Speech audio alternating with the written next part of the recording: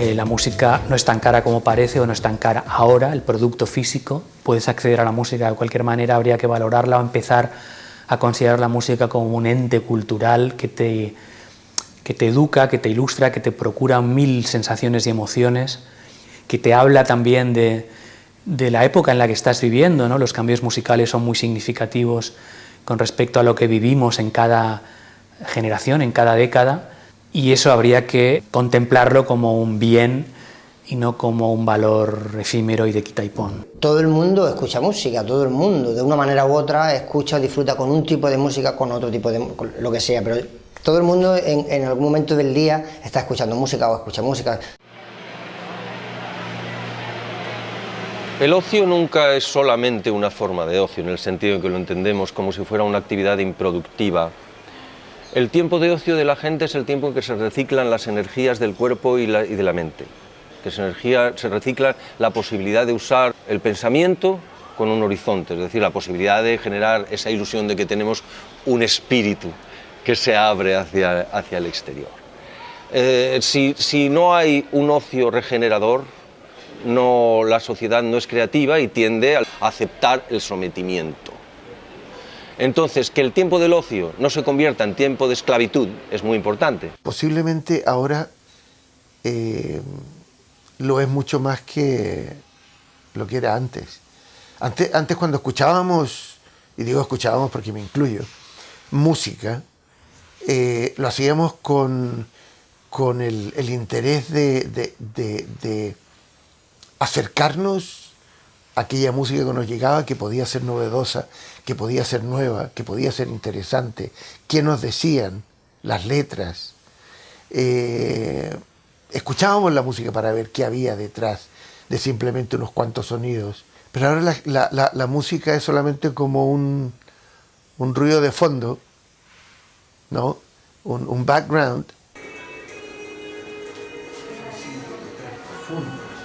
que dan cuenta de una intensa exploración por la ruta de la canción.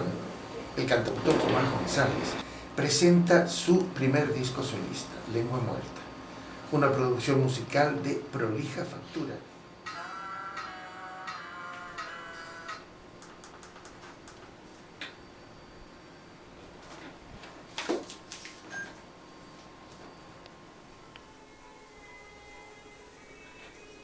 El mundo sigue igual. Una música que sea capaz de entretenernos y encendernos una luz a lo largo de la jornada, sea diurna o nocturna, es algo más que mero entretenimiento. Nos está abriendo, digamos, una puertecita o un hilito que nos comunica con el pasado inmemorial. Y ese hilo es el que permite concebir el porvenir con algo de ilusión, con algo de ganas. Es decir, las formas de entretenimiento tienen que tener esa capacidad de inserción en lo profundo de la vida cotidiana, ¿no? Y entonces adquieren toda su dimensión. Es decir, son formas de entretenimiento, pero a la vez son las formas por las cuales podemos recargar las pilas. Mi generación pues tenía pues el cine, la música, el teatro. Hoy en día pues hay que sumar los videojuegos, hay que sumar el internet. Es decir, que la atención se ha dispersado mucho. Entonces no solo podemos culpar de la crisis de la música a los problemas inherentes a los impuestos, sino que la gente tiene muchas más opciones.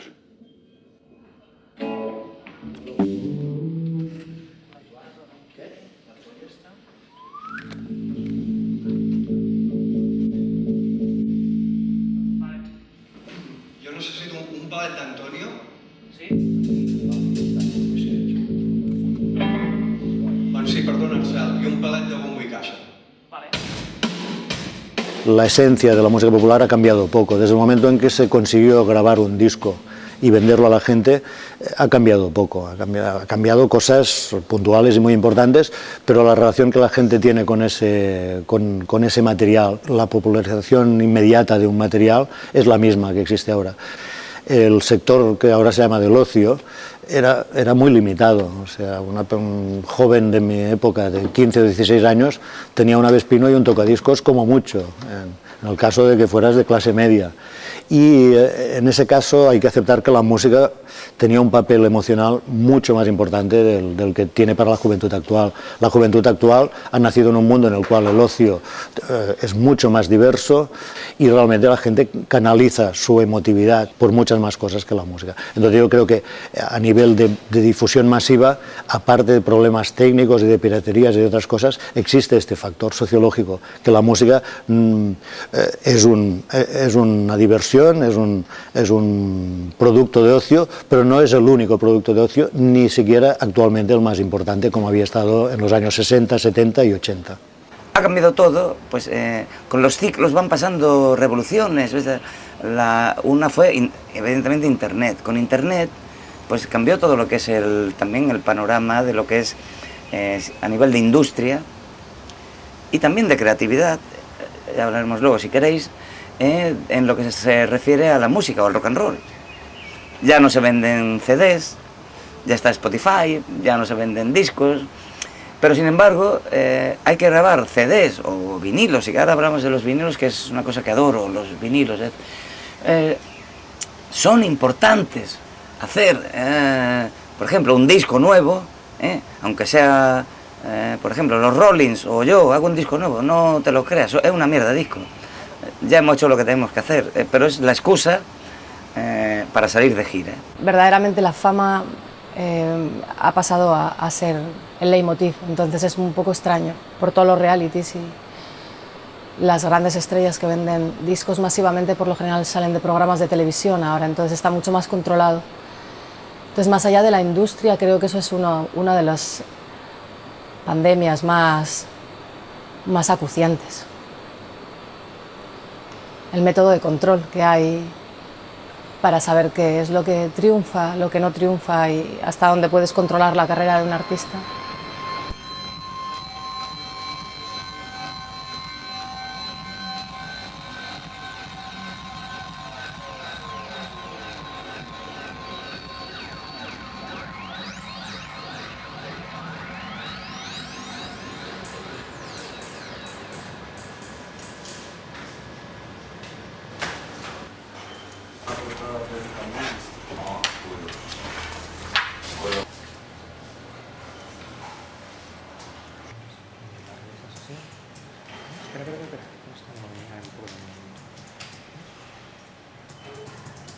Yo esto es lo que veo que va a ser irrecuperable y la música se va a convertir finalmente en una banda sonora aleatoria de muchos momentos de nuestra vida, pero no va a ser la banda sonora que nos va a definir, va a explicar cosas de nosotros como quizá era antes, ¿no?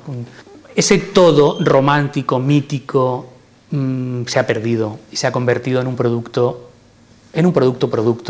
Si tenemos que ver la relación que ha habido entre la industria discográfica y los músicos, en general, no hablemos de los 10 pop stars, es un mercado de negreros.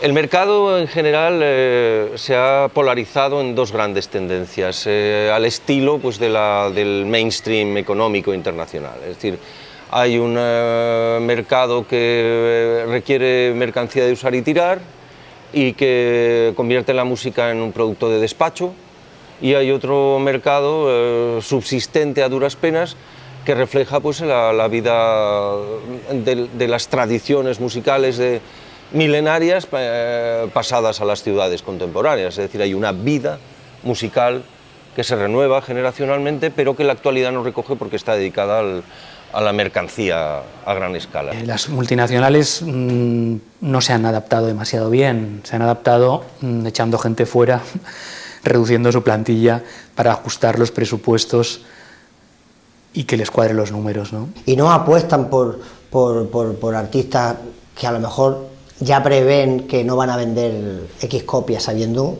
que es muy buen artista.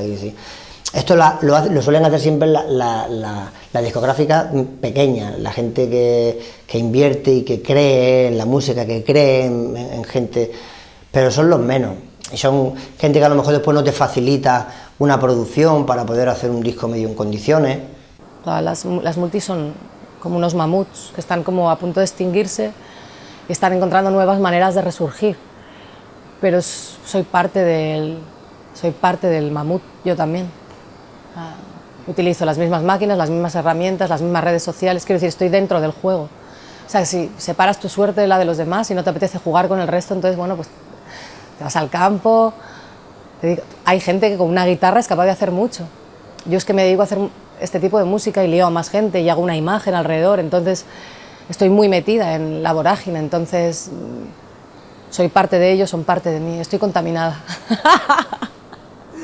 La época de los cazatalentos, ¿no? Un Blackwell que te descubre a Marley, que monta el sello Island, que estaba todo, estaba King Crimson, estaba Free, estaba Traffic, es decir, U2, gente con olfato, gente que vive la música, gente que vive por y para la música y de la música. Esto yo creo que es una especie que se ha extinguido, ahora son pues expertos en marketing, todo menos. Siempre habrá alguna excepción, generalmente en temas indies, en temas de estos, ¿no? Pero en las grandes compañías, que ya se está viendo que al paso que vamos va a quedar una o dos, no más, pues esto es negativo. Gran parte de la culpa de la crisis discográfica la tienen las propias discográficas. Es decir, yo conocí un tipo que le habían nombrado director de una compañía muy importante de discos, una representación multinacional en España, y cuando le pregunté de dónde venía, venía de una fábrica de calzoncillos.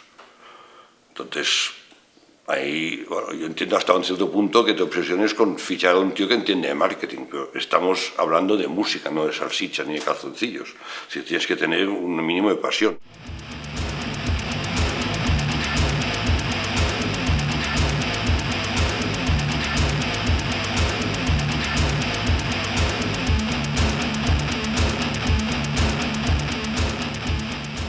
Eran infraestructuras alejadas de la realidad, con gastos injustificados en promoción, en caprichos de artistas, en mil campañas de marketing, muchas de ellas absurdas, una cantinela que es una desde el principio de los tiempos, porque obviamente ya se sabe que el vinilo era un producto mucho más barato. En cuanto salió el CD se triplicó el importe del vinilo, cuando en cuanto a fabricación era un importe incluso menor de lo que costaba el vinilo, y a partir de ahí se creó una especie de bonanza en los años 80 y en los años 90 con la venta de los CDs. Entonces las multinacionales se convirtieron en grandes vendedoras de discos. Cuando llegó el tema de que la gente podía escuchar la música sin pagar, dijeron así, los CDs son muy caros, no voy a pagar por ellos.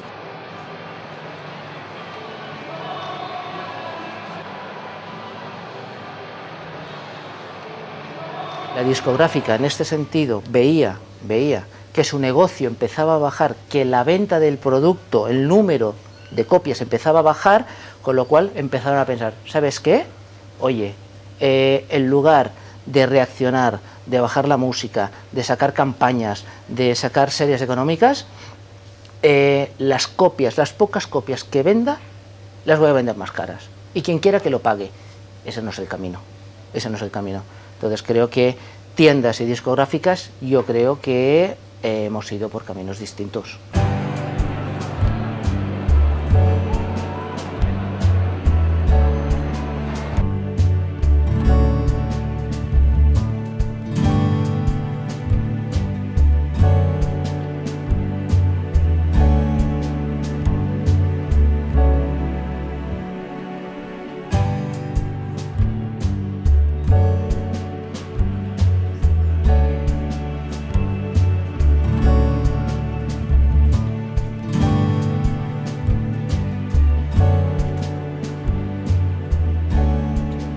Realmente si la gente cuando sale un disco hoy día se ponen tan nerviosa como me ponía yo. Cuando yo estaba en casa y tenía a lo mejor 12 años, 11 o 12 años, y llegaba a mis oídos que Camarón de la Isla había grabado un disco nuevo. Y iba como un loco corriendo a la tienda a preguntar cuándo salía el disco, no sé qué, y ya estaba yo buscándome el dinero para comprarme el disco, vamos. El primero, ahí estaba yo. Digamos que se ha perdido el magnetismo, la magia que había antes para acceder a la música, ¿no? Cuando era una cosa romántica que costaba incluso de conseguir. Ibas a las tiendas de discos buscando referencias que te impactasen incluso por una portada, ¿no? Ahora las portadas son cosas prácticamente insignificantes o irrelevantes porque la música no tiene cara, no tiene ni formato físico muchas veces. Cosa que la gente que se descarga música y canciones de las plataformas digitales ha perdido total y absolutamente la dimensión de la obra de arte.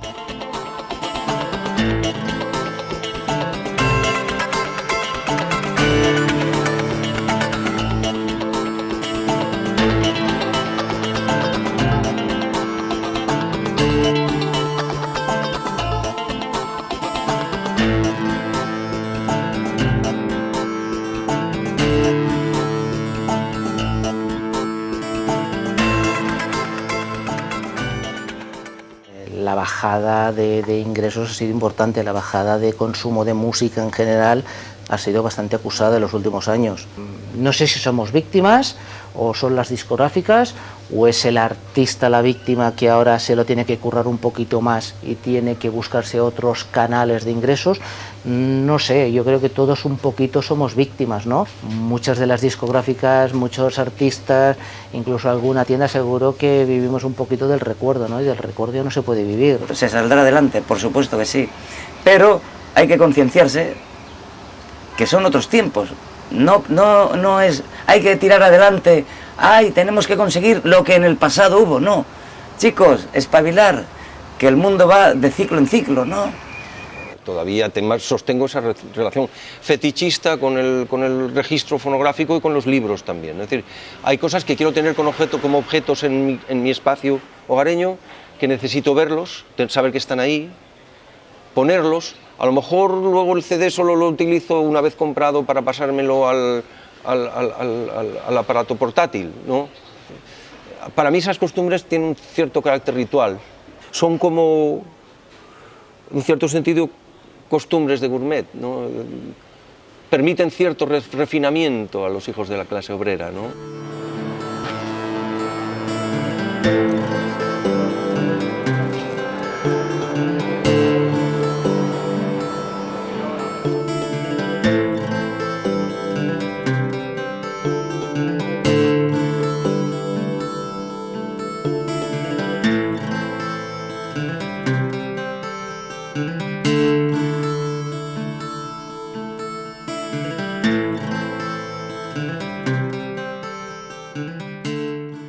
Ahora hay un cierto revival del vinilo como una recuperación de un espíritu antiguo para volver a vender vinilos, y es cierto, se están volviendo a vender, pero en unas cantidades bastante escasas, ¿no? No comparables a los vinilos que se vendían antes.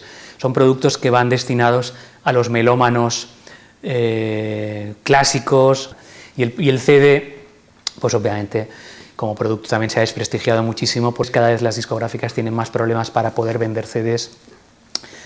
Yo lo veo como un producto, ya digo, en vías de extinción, que probablemente hará unas tiradas muy limitadas de cada una de sus ediciones para esa minoría selecta que seguirá apreciando la música en el soporte físico y que seguirá comprando esos discos.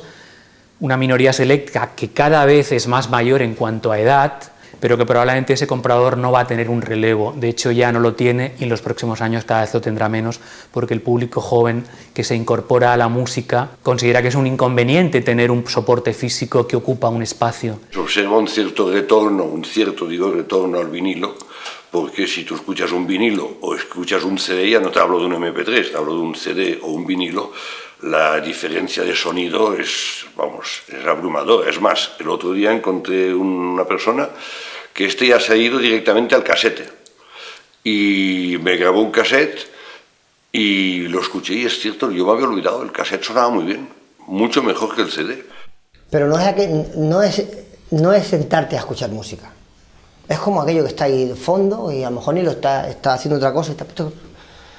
Es diferente.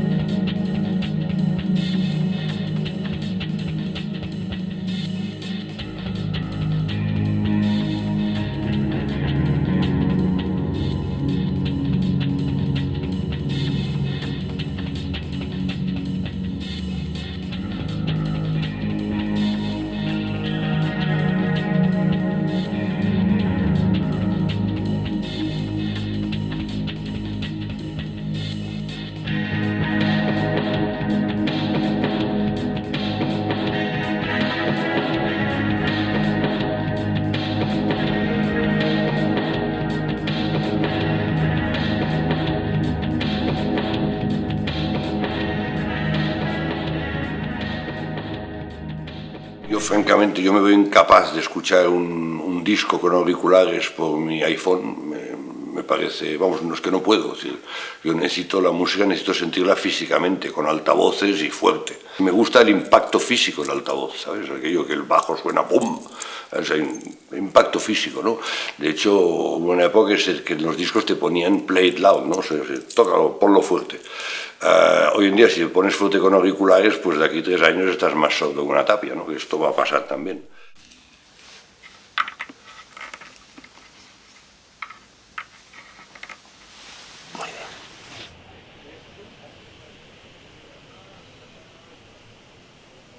Y yo diría que le puedo vender o te puedo vender un amplificador y un CD y unos cables por teléfono, pero un altavoz no. Tendrías que venir y escucharlo y escoger el que más te gusta a ti. Es más personal. Esto es lo mismo que, no sé, si hablamos de un espectáculo de fútbol en directo, se ve peor que por televisión, seguro. Pero la emoción del espectáculo en directo, eso no lo quita nadie. Entonces, en muchos equipos que suenan quizá mejor, porque usted está en su casa, en el centro, en platea, delante del equipo, sin que nadie le moleste, nadie que tose, y oyendo la música a un nivel verdaderamente altísimo. Falta el toque de emoción de la música en directo, y a veces, depende de la electrónica, puede ser un sonido un poco frío.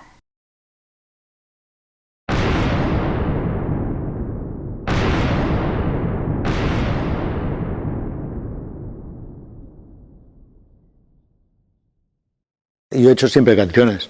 Si hubiera nacido en el Renacimiento, pues hubiera tenido que cantar mis canciones por los pueblos con un burro. Y he nacido en una época pues, en la que han existido diferentes soportes y me he ido adaptando, obviamente, como no podía ser de otra manera, a los soportes que han existido. Si un día tengo que grabar mis canciones en supositorio, también lo haré. O sea que el hecho de componer la canción continúa siendo el mismo en el Renacimiento que ahora y que en el futuro. El soporte solamente es una forma de dar a conocer el trabajo de un músico, ponerlo al alcance de la gente que lo quiera tener y escucharlo en su casa. Porque antes de los discos la gente tenía que ir forzosamente a los conciertos a escuchar música. Es decir, para mí el soporte real, es decir, es el aprendizaje a lo largo de milenios de las formas rítmicas, melódicas, de las relaciones de armonía, el aprendizaje de las palabras, el lenguaje, la herencia del lenguaje, la herencia muy importante que casi nunca tenemos en cuenta de la fabricación de instrumentos, y la lutería, hay que situarla para aclarar qué nos ocurre en el campo del entretenimiento contemporáneo. Hay que considerar la lutería en el mismo nivel que la lingüística, que la herencia del lenguaje, que la filología o que la musicología, o que la herencia de las formas propias del canto o de la música instrumental. Es decir, para mí el soporte es ese, son las formas que se han fraguado a lo largo de milenios y que ni siquiera las nuevas tecnologías pueden desplazar.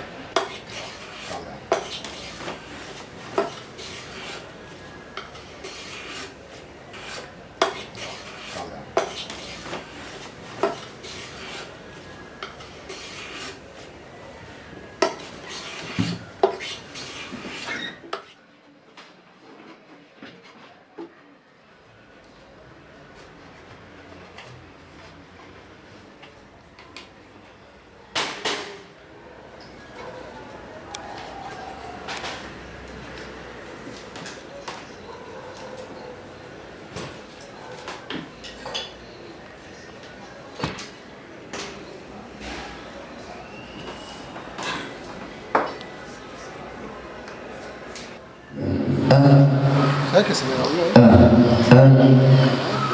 Pirateo y me piratean. A saco. A saco.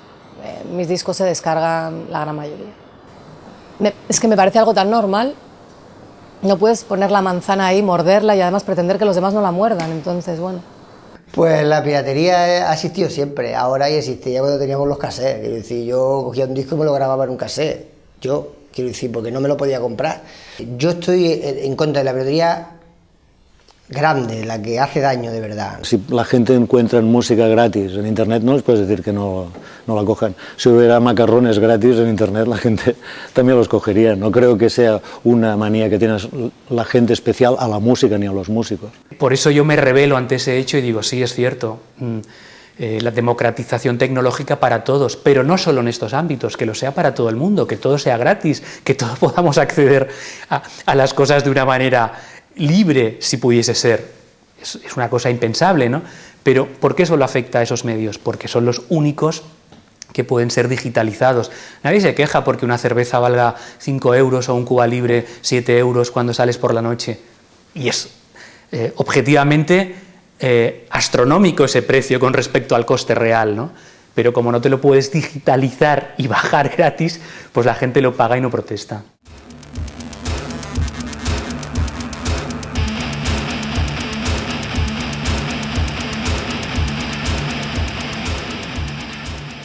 Cuando salió Napster, que el tema de intercambio de archivos, las compañías, en vez de ver si se podía de alguna manera pactar, rentabilizar, aprovechar el sistema, fueron a por Napster, desapareció Napster y ¿qué pasó? Que explotaron cantidades de webs piratas, con lo cual fue una acción por parte de las discográficas completamente ciega, absurda y estúpida. Napster era mucho antes de lo de ahora. Y en aquel momento aún estaban a tiempo de alguna manera de pactar. Lo que pasa, como siempre habían tenido aquella posición de privilegio de yo tengo el disco, yo mando y ordeno, pues se negaron a negociar y así les fue. Y también por las mismas tampoco mimaron a sus artistas, es decir, empezaron a considerar a los artistas como empleados y no artistas, que si bien puede ser relativamente empleado de la editorial, de la discografía, porque tiene un contrato con ella, pero es un artista, y un artista no le puedes pedir ciertas cosas. Un artista, su riqueza está precisamente en que es un bicho raro, que es un bicho que no es como los demás, que obedece a leyes a veces que no entiendes y que son las que dan paso a un movimiento nuevo, ¿no? Entonces, realmente sí, yo creo que no se mima a los artistas, se les considera como mercancía. Porque realmente lo que hay detrás del mercado musical, hay una mafia de productores, hay una mafia de gente que trabaja en beneficio propio, teniendo al músico simplemente como el instrumento que les permite tener un producto para vender.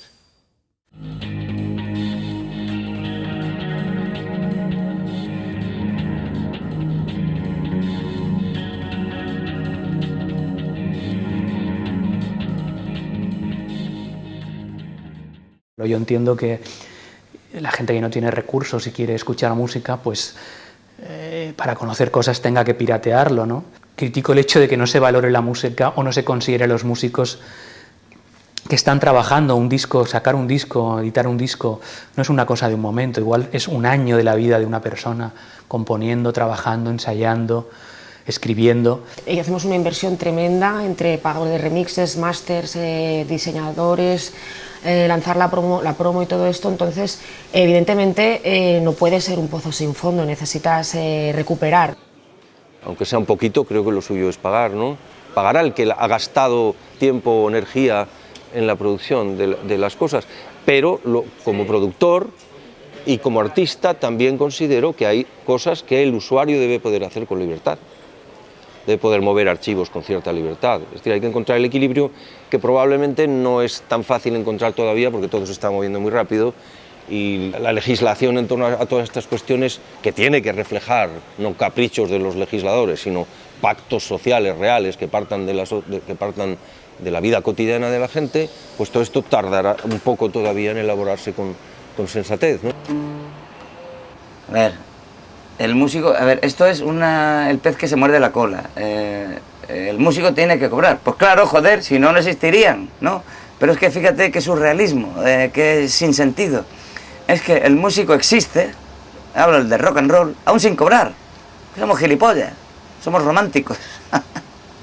¿Sabes qué te quiero decir? Bueno, a lo mejor alguno de nosotros, o de mi generación, han pillado cacho, pero bueno, ¿sabes qué te quiero decir? Que somos idiotas, románticos, ¿eh? En el sentido de cobrar, pues claro, hay que cobrar, pero bueno, para cobrar tiene que ir gente a una sala, ¿no? Y para que una sala esté abierta tiene que tener sus permisos, su IRPF y su IVA y sus empleados que tienen que pagar seguridad social, ¿no? Fíjate qué rollo tan raro, ¿no? Y aparte de todo, para cobrar el músico, pues también la sala tiene que hacer un poquito de negocio, ¿no? Y aparte de eso también, por si fuera poco, pues resulta que también tiene que venir gente, que se nos ha olvidado el público. Que tiene que pagar una entrada. Pero es que no tienen ni un puto duro. Con lo cual las salas también lo están pasando muy arruinadas. Cambio de ciclo, chicos, cambio de ciclo.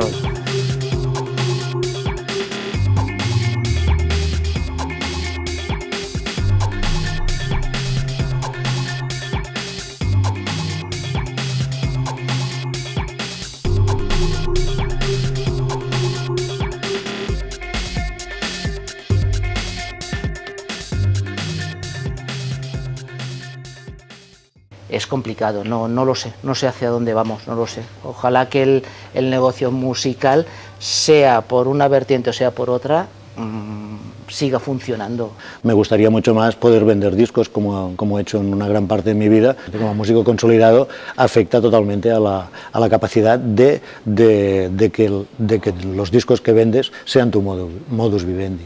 Pero bueno, en mi caso le tengo que decir que yo me adapto a esa situación porque yo empecé en este oficio por una pasión auténtica y esa pasión, mientras la conserve, la tengo todavía, continuaré haciéndolo.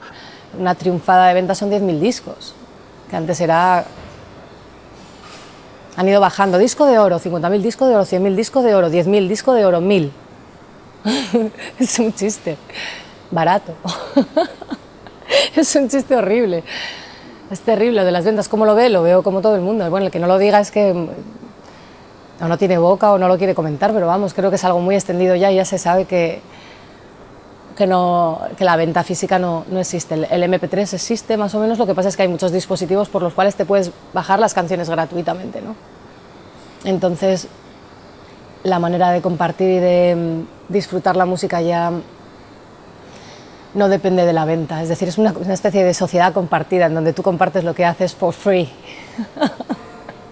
Lo que es la venta digital, un artista no se gana en el mundo de la electrónica lo que es la vida, sino que lo que te va a dar es un prestigio, lo que te va a dar es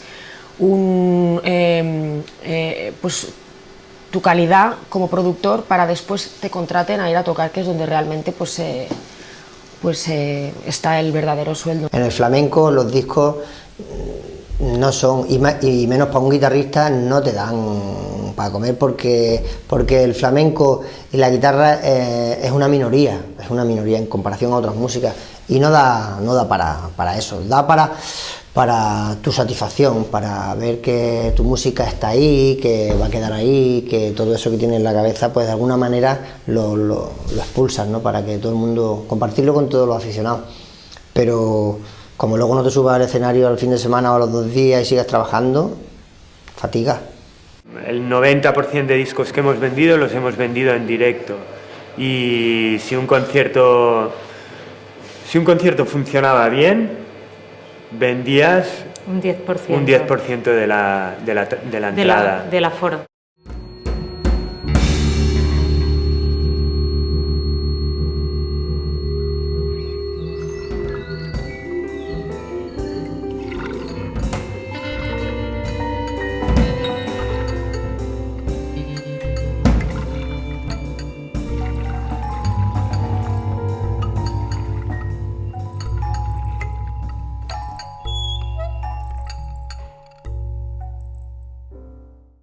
Hay tal cantidad de novedades de producto cada día que no te da tiempo a escucharlo todo, no puedes comprarlo todo. Puede haber un beneficiado que sea el público, pero también el pobre público tiene que aguantar cada tostón, aunque sea gratis. O sea, yo creo que empieza a darse una situación que hay música que te tendrían que pagar para escucharla. Pero la mayoría escuchan sin tener ni idea de lo que escuchan, ¿no? Pues esto sería un poco poder elegir, poder llegar a tener una edad y ser adulto y poder decir, esto no, porque es que esto no, esto sí, y aquello, y lo otro. Y con eso nos quitaríamos mucha morralla que hay en la música hoy día, mucho músico de una tarde, de hoy cualquiera graba un disco, cualquiera sale y lo pone en la radio y sale cualquiera cantando sin tener ni idea. yo observo una dificultad en consolidar grupos nuevos. Es decir, en gran parte la culpa creo que es de que antes las discográficas mimaban al artista, no lo lanzaban a la carretera solo con un single o con un LP, sino que el artista se fogueaba en clubs, y entonces cuando salía realmente estaba fogueado, estaba preparado y tenía como mínimo más de un LP o 2 LPs, ¿no? Hoy en día es todo muy rápido, alguien se cuelga un disco, tiene éxito el single y se lanzan a la carretera, pero claro, si antes, y parece que estoy obsesionado con el pasado, pero es que creo que es así, hubo una época que en un LP si habían 10 canciones, 8 eran imprescindibles. Cada uno es libre de hacer lo que quiera. Sí es cierto que la masificación ha hecho que se tenga que filtrar de alguna manera esto y hay cada vez más requerimientos para tú estar arriba. Me explico, necesitas ser muy bueno en todo, en la producción, estar en un super sello, tener un marketing increíble, por supuesto ser un buen DJ, etcétera, etcétera, etcétera.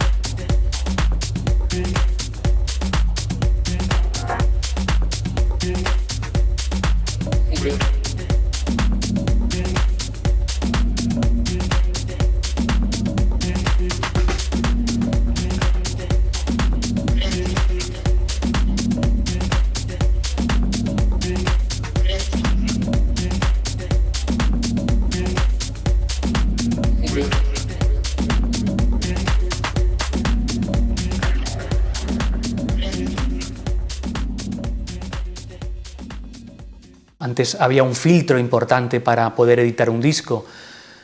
Estaba una R, un productor, un ingeniero de sonido, había músicos de sesión que ayudaban en cierta manera a favorecer que aquel producto fuese un producto muy bien acabado y mucho más rico. Ahora es mucho más fácil acceder a la música y no tienes tantos impedimentos como antes o tantas barreras que podían frenar una carrera, digamos, no considerada por otras personas que eran las que tenían que influenciar o favorecer que tú pudieses acabar grabando un disco. Y entonces desde ese punto de vista es muy positivo, obviamente, pero después no hay una carrera profesional detrás porque no se dan las circunstancias para que esos artistas indies puedan vivir musicalmente de eso. Yo creo que ahora se hace más como un hobby. Tú tienes tu trabajo, si lo tienes suerte de tenerlo, y después en tus ratos libres te dedicas a grabar música con tus amigos y a lanzarla en la red. Pero eso no te garantiza que puedas luego tener una trayectoria profesional en la música. Podemos dedicarnos, los hijos de la clase obrera, al arte por el arte, siempre y cuando obtengamos un medio de supervivencia complementario. A veces, y tengo muchos amigos que lo hacen, la dedicación musical se complementa con otros oficios, no queda más remedio. Hay grandes funcionarios que están en la cima de la literatura universal, ¿no? Sobre todo a lo largo del siglo XX, es decir, tenemos el ejemplo de Kafka, tenemos el ejemplo de Pessoa, tenemos el ejemplo de Juan Rulfo en México, es decir, funcionarios que han llegado al tope de la vanguardia creadora en literatura. Es decir, el tiempo del arte es más elástico que el tiempo de trabajo, el tiempo asalariado, ¿no?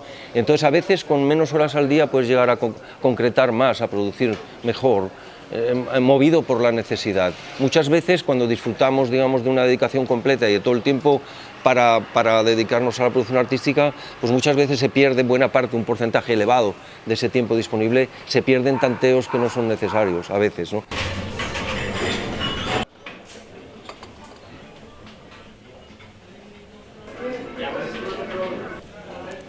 ¿Está callado o...? Ahora, pues lo faig això. Puja la foto, i està aquí.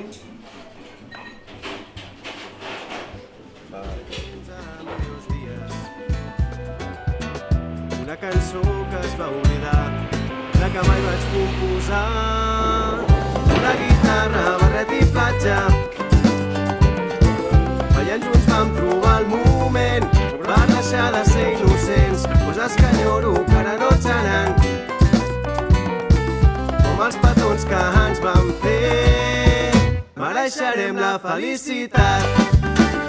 Malgrat les grans adversitats que arribaran i cremaran per Sant Joan en una foguera de punts que cremen, de somnis que es fan realitat i junts cantar, tocar amb els dits un cel tan clar.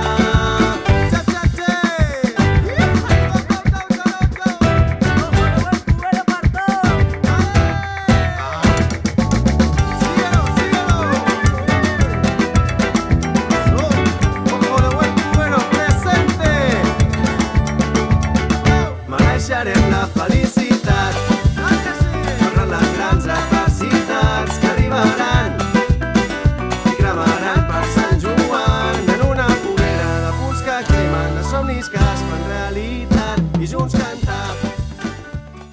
Creo que cada vez se consumen menos grupos y menos discos y se consumen más canciones. Y estoy de acuerdo con Roger, la gente ya no tiene o ya no guarda discos, sino se hace setlist y escucha canciones por separado que pueden no tener nada que ver las unas con las otras. Hay mucha gente que solo sabe una canción y ni tan siquiera sabe el nombre del grupo o qué otros temas han hecho, si se parecen mucho, si sigue un estilo concreto, si están en una época, en una etapa. No, de esto no se conoce nada, ¿no? Y es, por un lado, la cantidad de información hace que tengas mucha desinformación. No creo que el hecho de que la gente ahora haga estas playlists descargándose un tema u otro afecte al músico en su parte creativa. Pero en cierto modo la gente tiene razón. Porque si tú coges un disco cualquiera, verás que hay muchas canciones que seguramente tú no escucharías jamás. Por ejemplo, yo mismo me compraba un cuatriple, me iba a mis tiendas de discos, me hacía mis rutas por un track. Ahora tienes un track accesible en tiendas digitales. Si estoy trabajando en un tema y quiero comprobar o montando una versión y quiero oír 15 versiones de pronto, para eso es muy útil también Internet. Estoy trabajando un estándar, por ejemplo, y entonces puedo construirme un archivo rápidamente de 15 versiones.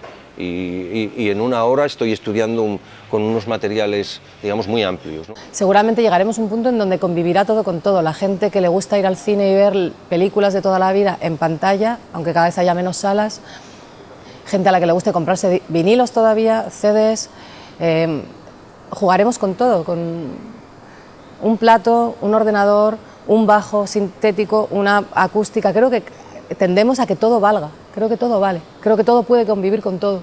Desde que Miles Davis hizo un concierto, de repente los instrumentos electrónicos empezaron a cobrar vida y después fueron las computadoras. Quiero decir que... Y entonces al final yo creo que todo valdrá. El tema del directo para mí es la parte más auténtica de la música. Lo demás es, si me apuras, hasta relativo, porque tú lo escuchas y hoy día tal como se produce y tal como se graba, hay muy poca, o sea, no hay un 100% de verdad en un disco. En un directo sí. En un directo lo que ves y lo que oyes es lo que hay, ni más ni menos. Y el disco, pues tú sabes, lo metes en un estudio de grabación, haces aquí, pinchas allá, regrabas aquí, afinas aquí, retocas aquí, pones aquello a ritmo porque no estaba bien. Es trampa, por decirlo de alguna forma. Creo que la frase esta de que el músico tiene que ganarse la vida en el directo se ha empezado a decir cuando las discográficas han empezado a querer coger parte de los directos de los músicos, que hay discos fantásticos que no han podido salir al directo y que se han vendido muy bien, y tíos que están en casa y que nadie sabe qué cara tienen, ¿no? El músico, pues lo que le vaya bien, se tiene que ganar la vida, hombre, esperemos, ¿no? Músicos veo que cada vez tienen más trabajo en dar bolos, en dar conciertos, en colgar su producto en la red para que la gente los conozca. Bueno, es otro sistema de trabajo. Siempre hay gente que sobrevive y siempre hay grupos que sobreviven, pero está impactando mucho en los grupos medianos, digamos, en los que no están en las 3 estrellas. Impacta más en el 2 estrellas y en el 1 estrella y en los que empiezan. Los que empiezan lo tienen, yo diría que dramático. Los promotores de los conciertos se aprovechan de eso para bajar los cachés, porque le dice, y tú sí, de todas maneras vas a vender discos en los conciertos. Han potenciado lo que llaman el merchandising, que de ahí también donde los grupos sacan una parte importante de sus beneficios. Como que se lavan un poco las manos y dejan al músico que vaya haciendo cada vez más su promoción y su propia forma de gestionar la música y ganarse la vida. Las discográficas, como todas las grandes empresas, manejan unos porcentajes establecidos que se establecieron hace antaño, que han ido modificándose. Cuando ya no te puedes llevar de aquí, te llevas del directo, cuando no te puedes llevar van modificándose, el monstruo va cambiando de cara, pero son números que llevan establecidos muchísimo tiempo. ¿Qué opinión me merece? Creo que es up to you, o sea, a una discográfica no le interesa a alguien que no vende absolutamente nada, y muchas veces apoyan a artistas que no venden del todo por otras razones, y creo que si tienes el tiempo, tienes las ganas y tienes la energía, puedes hacerlo, pero tienes que tener todo eso. Puedes hacerlo tú, solo, y pegar un pelotazo por internet, sacar solamente 3 singles y luego sacar otros 3, pero tienes que estar todo el día, taca, Twitter, redes, comprando amigos, desechando amigos, comprando, vendiendo, llamando, todo el día al teléfono, entonces, que es un trabajo. Y otra vez volvemos a lo mismo, ¿qué opinión me merecen? Bueno, para mí son necesarias porque no sé hacer lo que hacen ellos todo el rato sola. Y yo no estoy dispuesta a hacer todo, porque me quitaría mucho tiempo de la otra parte. Entonces, las discográficas siguen siendo un soporte válido, sobre todo para la distribución.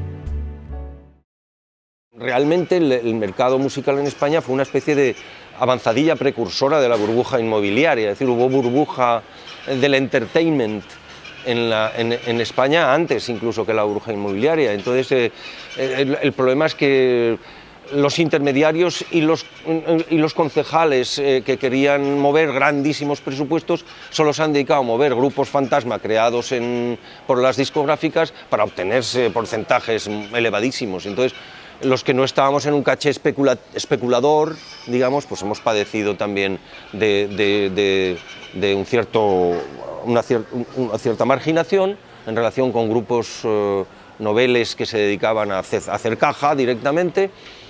Y luego, pues indudablemente eso lo que ha producido es la ruina de todo el circuito de la contratación, que en España depende, en la mayor parte de las comunidades, o en todas las comunidades, depende fundamentalmente de los ayuntamientos. Los ayuntamientos, por esa burbuja de la contratación del directo, pues están todos completamente endeudados, han gastado muchísimo dinero en gente que cobraba 80, 100 y 120.000 euros por concierto, gente que acababa de salir y ya estaba en esos cachés.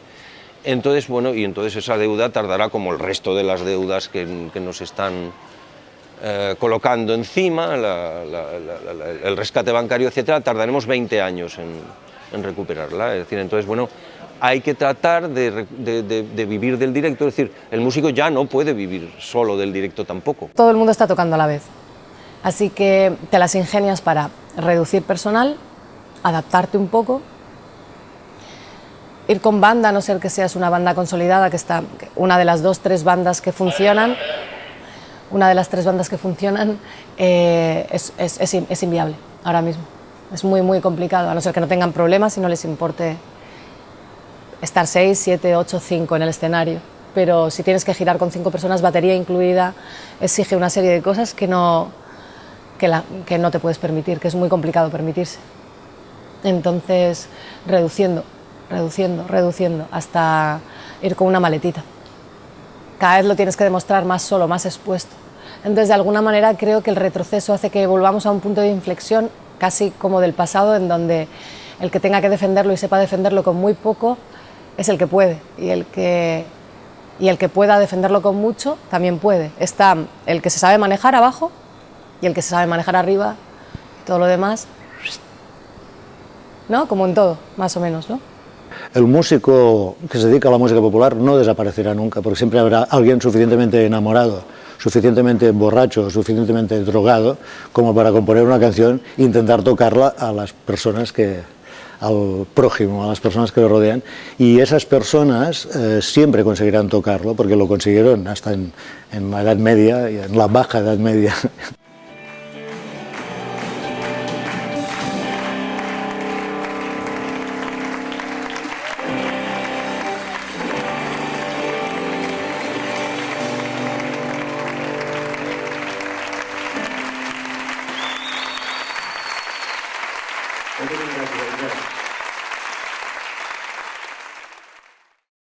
¿Quién le pide el parecer a los músicos? ¿Quién habla con los músicos para preguntarle a ti qué te parece el nuevo entorno que hay del mercado musical en este momento? ¿Cómo te ha afectado a ti como creador? Yo creo que vuelve, o sigue, mejor dicho, sigue siendo el músico el último mono, con todo mi respeto por los monos, del escalón de lo que es el mercado de la música. No se le toma en cuenta. Solamente se le toma en cuenta si es rentable. Si no, es un olvidado más. Los músicos. El énfasis hay que ponerlo en los músicos. Sin músicos no hay música. No hay música, no hay mercado discográfico. No hay mercado discográfico, no hay promotores, no hay managers, no hay estudios de grabación, no hay casas discográficas, no existiría la Sony ni Capitol. Sin músicos no hay música. Siempre creo que lo que viene es mejor. No soy de las que cree que cualquier tiempo pasado fue mejor, siempre creo que cualquier tiempo pasado fue peor. Entonces creo que lo que viene tiene algo que enseñarte, entonces partiendo de que siempre me ha pasado así, estoy siempre en lo que viene, me interesa lo que me tiene que contar cualquiera que esté ahí. Entonces no tengo un juicio, creo que es lo que está pasando y supongo que habrá un momento en el que desconectaré.